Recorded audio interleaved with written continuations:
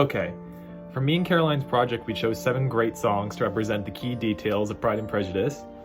The first one is Greek God by Conan Gray, which represents Elizabeth's attitude towards Darcy up until the first proposal.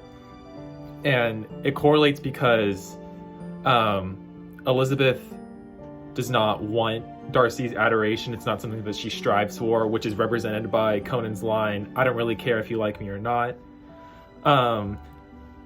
The song also describes a person like recovering from the negative actions of others, which usually hinders reputation, which is how Elizabeth feels about how Darcy has been acting up until the first proposal. The second song that we chose is Line Without a Hook by Ricky Montgomery, which would represent Darcy's first proposal. During Darcy's first proposal, he makes a lot of bad word choices and he doesn't structure it very well, and it gives the wrong impression to Elizabeth.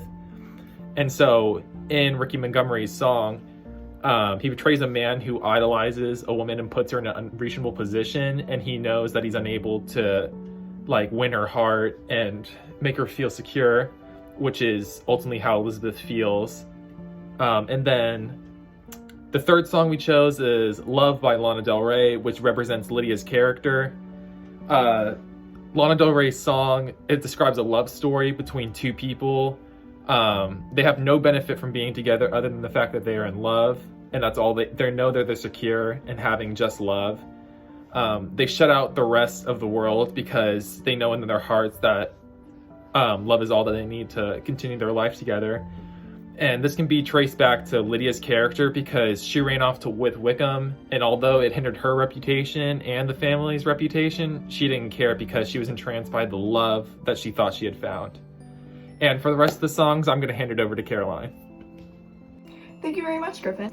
So now we have Don't Start Now by Dua Lipa, and this is to represent Elizabeth after Darcy's first proposal. Elizabeth is absolutely appalled at this point because he proposed to her after being rude to her family and being rude to her. I mean, hello. And this song parallels this situation because she doesn't want Mr. Darcy to start caring about her now. And Mr. Darcy's character did a full 180 from the start to where we are now.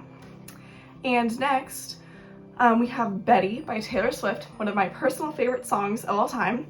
And this is to represent Mr. Darcy's letter. And Taylor Swift wrote this song in the point of view of a boy, which makes it quite interesting, which also makes it more personal to the reader when they read Mr. Darcy's letter. So that parallels there. And Mr. Darcy explains everything to Elizabeth in this letter, explaining like why he doesn't like Wickham and like why he's a bad person. And in Betty, that's the same type of situation and how he misses her and that they want to get back together. But in the book, it's why she should let him marry her. And next we have Treat You Better by Shawn Mendes, and this is to represent Mr. Darcy's encounter with Mr. Wickham. And Mr. Darcy knows that Wickham is absolute trouble for Elizabeth. And so Mr. Darcy knows that he can treat her better than Mr. Wickham can. And he will truly go to lengths to make sure that Elizabeth's heart goes to nobody else besides him. And our last one, we have Nervous by Shawn Mendes, again, another one of my personal favorite songs.